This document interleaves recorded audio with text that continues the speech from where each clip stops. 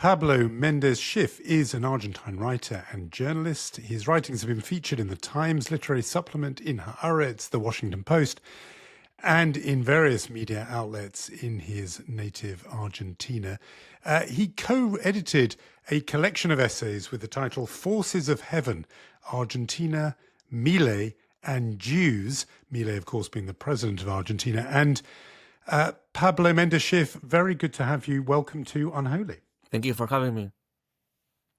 We're delighted. Let's just start, if we can, with you setting just the landscape for us of the Argentine Jewish community. How many people we're talking about, a tiny potted history of where in the world they came from, and just, Orthodox, Reform, etc. Just give us the sort of contours of the Argentine Jewish landscape, and then we're going to plunge in with lots of questions. Some people say we are number 5. Some people say we are number 6 in the world. The number is disputed, but it is estimated that we are around 200,000 Jews in Argentina, coming from the second half of the 19th century. It is a community mostly composed by Ashkenazi Jews, even though there are some Sephardic Jews.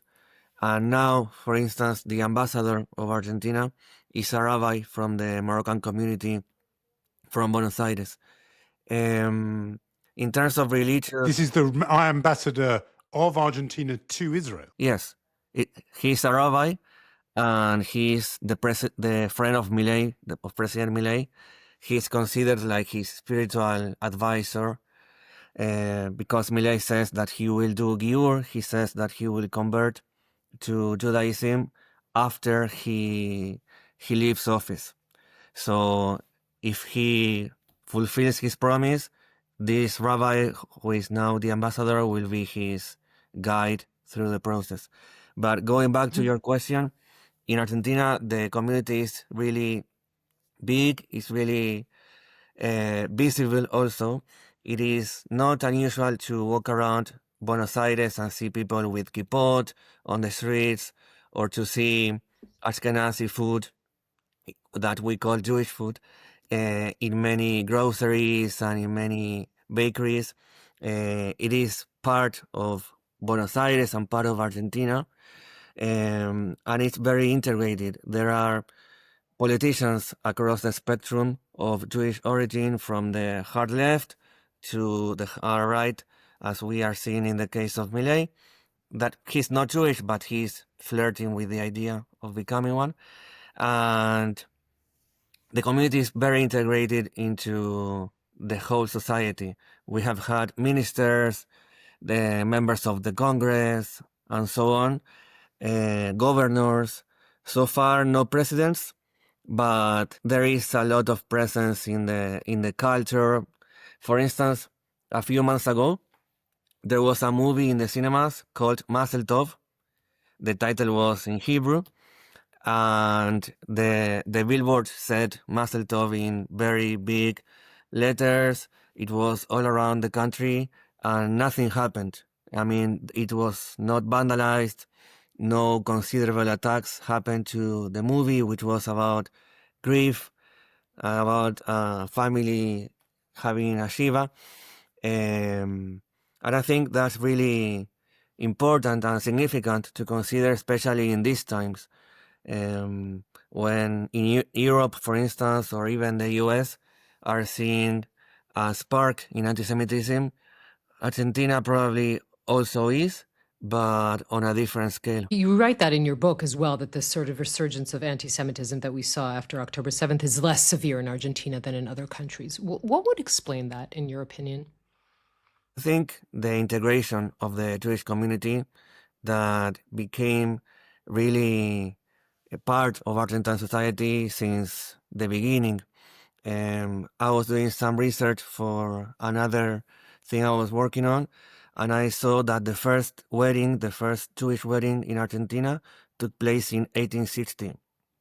And it was even before the first synagogue was launched, even before there were rabbis in the country, because a couple from France wanted to marry. It was not permitted, and they went to the Supreme Court getting the right to do it. So I think that is one landmark setting the climate for the things that came afterwards. And there is anti-Semitism. I mean, it's not something absent, but it's not so prevalent or it's not so visible. I was in Spain for the last couple of months, and the situation is really different. People are afraid to wear Jewish symbols in the street, and even the language is more anti-Semitic. People are less concerned with it. And here in Argentina, there is a sense of understanding minorities and preventing hate speech and so on. Partly, Pablo, our purpose with these conversations is to take the temperature of the Jewish world in the world after October the 7th, 21, nearly 22 months ago. You wrote recently of the condemnation and suspicion towards all Jews in the world due to Netanyahu's military decisions. I'm interested in how that manifests itself, how that expresses itself in a place like Argentina. And I wonder what you would say to those who would say, well, people who are hostile to Jews, you know, as an expression of opposition to decisions taken by Netanyahu, are in a way just finding an excuse for anti-Semitic feelings they obviously had anyway. Just what do you make of that? And just tell us how it plays out in Argentina. Yes, I think we are all under suspicion everywhere, also in Argentina. It's very frequent to be having a conversation, and when Gaza comes out, the question is, okay, so where do you stand in this war? As if we could say something brief and acceptable in everyday conversations. I think that happens everywhere. And in the case of Argentina, we are a very insular country. We are very far away from Israel, from Europe, from the US. So that has created, even before, a sense of isolation from the rest of the world. If you look at Argentine newspapers, 95% of the news will be local, and international coverage will be from agencies mostly. So it's not part of the conversation on a daily basis. But I don't know, when it was the war with Iran, things changed. So it went to the front pages of the papers and the discussions. But we are not a country used to discussing international politics. Still, there are two poles that talk about Israel quite a lot, which are the hard left from the Trotskyist parties, which they have always taken Palestine as a main issue, and they do it now also. And the conservative right-wing Jewish groups in Argentina are doing the same, but with a different perspective. There is a new group formed after October 7.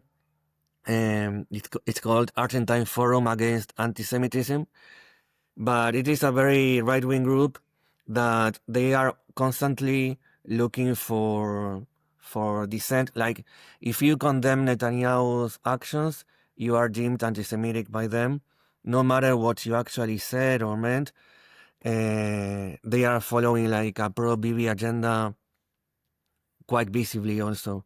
So there have been clashes in Congress and in the media between these two groups, and they do not represent the majority of Argentine society, which is rather perplexed or feels kind of far from these discussions. So let's talk about your president. And you mentioned this, the fact that he says he might convert to Judaism, compares himself to Moses. I think just on a blunt level, what's up with that? And you write in your book about the fact that on the one hand, people say maybe there's less anti-Semitism because he's the protector of Jews. And on the other hand, people saying, wait a minute, his economic plan, all about austerity, is actually bad because if he's presenting himself as almost Jewish and this is the plan he's presenting, that might actually be, lead to more anti-Semitism. So first of all, explain to us like the origins of his connection to the Jewish community. Where does this come from? And also, how does this affect everything we've been talking about so far? Yes, there are many hypotheses, many theories about the origin of his connection with Judaism. Some people point out that a few years ago he was accused of saying Nazi things because he was saying that libertarians, far-right politicians are superior aesthetically to leftists. He said this several times in television, and some people said, okay, this sounds a bit Nazi. So he filed a lawsuit against these journalists saying that they cannot say that about him. He felt really offended. This is one possible origin. Some other people say that he was a professor. He had like private groups of economics, and he was fascinated by a student who was brilliant. And when he inquired about his process of thinking, the student said that he was becoming a rabbi, and his reasoning was Talmudic. He liked that, so he started taking lessons, even though he's not taking a formal Giur course. He began to study and to read the parasha each week and to become more familiar with religious Judaism. After turning 50, I mean, there are no records of his being interested in Judaism before. He went to a Catholic school, and this is something very recent in his life. And about the other question about the repercussions this can have, yes, there is a divide. The joke, the Yiddish proverb about two Jewish people and three opinions. So whenever Milei is brought up at a Shabbat table or something, there are many opinions on him, mostly because I think the ideological divide, right-left, is more prevalent than any other in Argentina. So if you are of a privileged position or a right-wing person in economic terms, you will feel more inclined to support him or to have a blind eye to what he says about other people. He's quite frequently insulting opponents and saying very bad words about everyone.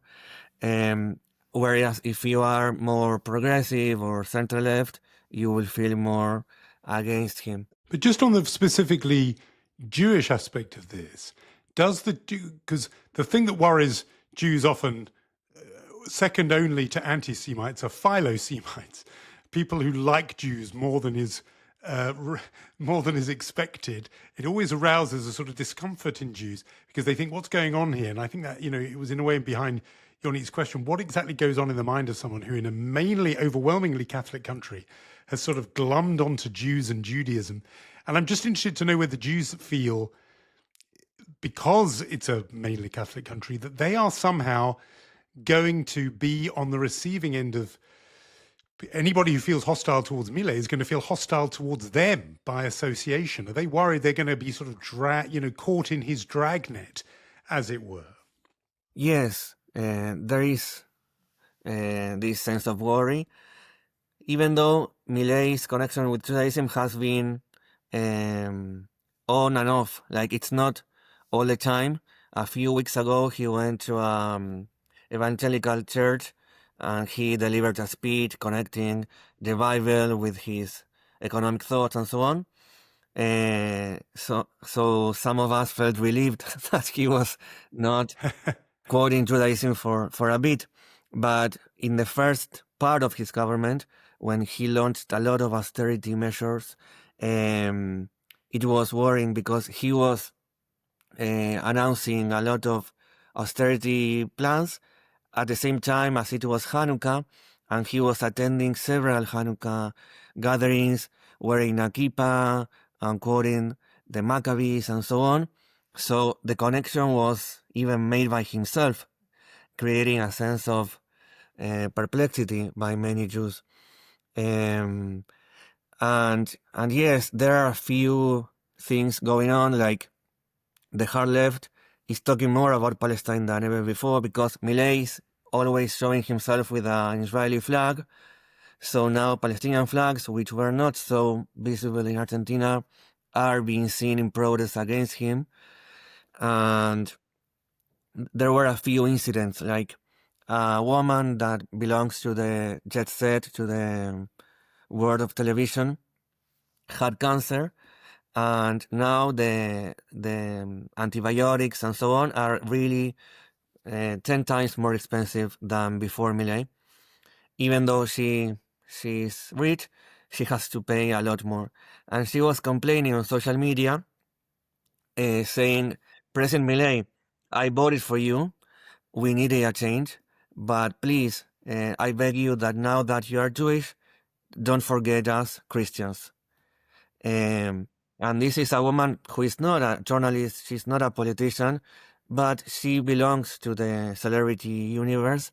And this is where this kind of discourse can begin to enter. And I think that Jews supporting Milei don't really see this danger, or they don't think it's so important, because they feel what Yonit was mentioning. They feel this sense of relief and pride in having someone defend Israel in such a exuberant way. Yeah.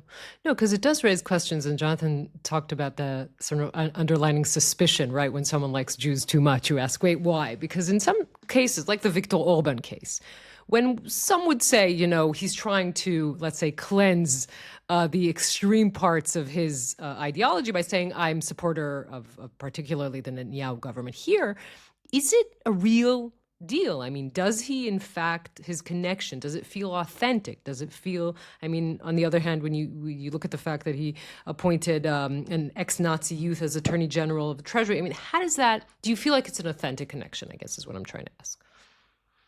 Yes, because I think it all comes out to the question that is frequently discussed in your show about the definition of Judaism.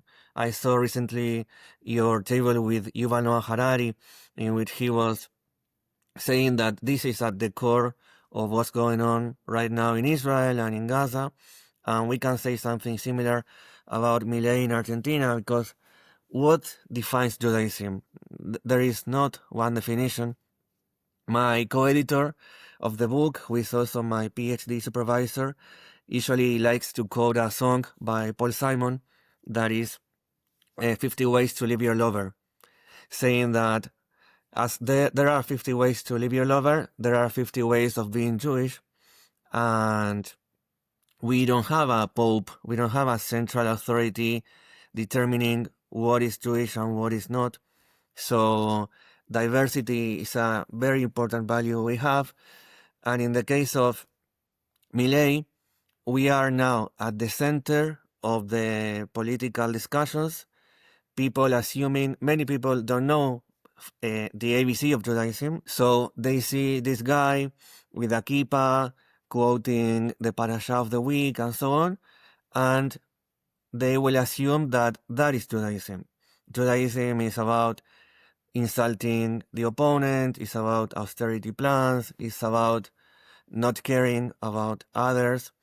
And we know it's not true, but it's not easy to engage in that conversation when we are, after all, a minority with many internal debates, but a minority. You've explained to us very well, Pablo, that Milei has this connection with Jews, but also with Israel, and that has obviously had a particular intensity these last 21 months. I want to ask you about a different front from the one people talk about usually, which is usually Gaza, and that is the crushing, really, militarily by Israel of Hezbollah. Lots of people explain that Hezbollah didn't just pose a threat to Israel, but to diaspora communities around the world. The community I thought of immediately was Argentina's. for reasons which maybe are not known to plenty of people in the Jewish world. Why don't you just explain to us, and it goes back more than 30 years, the very particular significance that Hezbollah had to Jews of Argentina? Yes, a few days ago it was a new anniversary. 31 years ago, there was an attack on the mutual aid society of the Jewish community in Argentina called AMIA. 85 people were killed, 300 wounded, and still no one has been sentenced, no one has been to prison because of this. It is a very labyrinthic cause in the judicial system in Argentina, but it is also an open good for Jewish society. There were at least two memorial events on Friday 18. I went to one of them, and there was people. I mean, we were 1,000 in the one I went to, a bit more in the other one. But still, the feeling I had personally was that this open good is felt across the Jewish community, but still, after 31 years, many non-Jews in Argentina feel it's something that doesn't belong quite to them, that is not a pain they share, and I think that's also part of the grief, because we are part of the society. As we were saying before, anti-Semitism is lower than in other countries, but still, when we are hit, when we are the target victims of an attack, we are not alone, but kind of.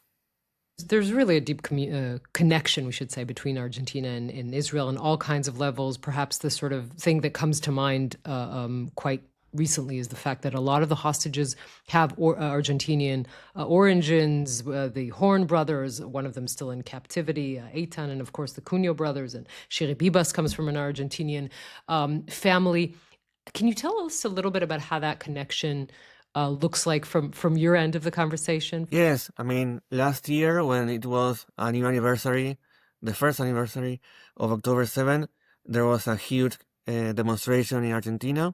I don't have the number right now, but it was significant, and there were many relatives, and it was interesting to talk to people and to see that many had either relatives who were hostages or who knew someone, because there is an imbrication.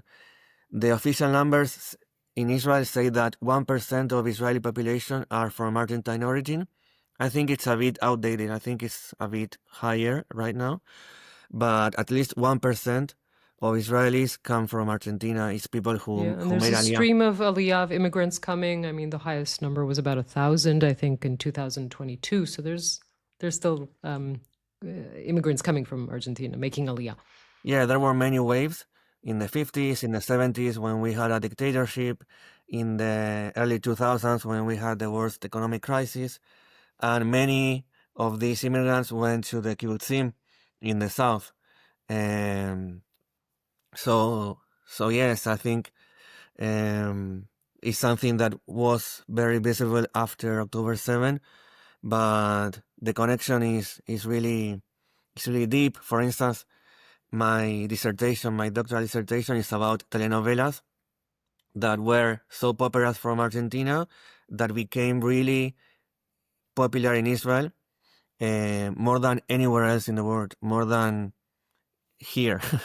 And that was also a connection, like many people that now is between 20 and 40 years old became interested in Argentina. I mean, Israeli people became interested in Argentina because they were seeing it in popular TV shows that were different, that were not American, that were not Israeli.